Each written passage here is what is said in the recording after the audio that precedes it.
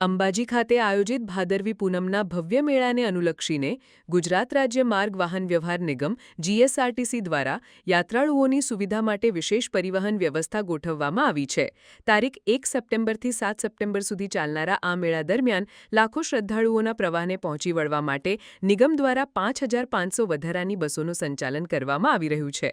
આ બસો રાજ્યોના મુખ્ય શહેરો જેવા કે અમદાવાદ, વડોદરા, સુરત તેમજ અંબાજીની નજીકના સ્થળો પાલનપુર, દાંતા અને ગબ્બરને જોડતા માર્ગો પર દોડાવવામાં આવશે.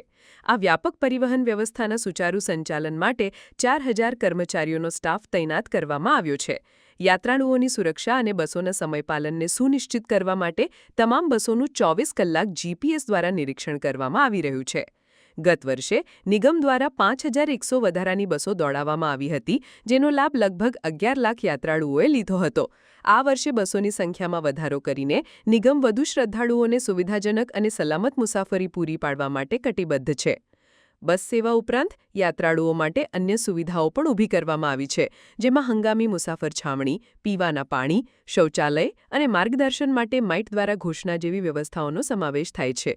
વધુમાં ગબ્બરથી અંબાજી, અંબાજીથી દાંતા અને દાંતાથી પાલનપુર જેવા ટૂંકા અંતરના માર્ગો પર વિશેષ મિની બસ સેવાઓ પણ શરૂ કરવામાં આવી છે, જેથી યાત્રાળુઓને સરળતાથી અવરજવર કરી શકાય.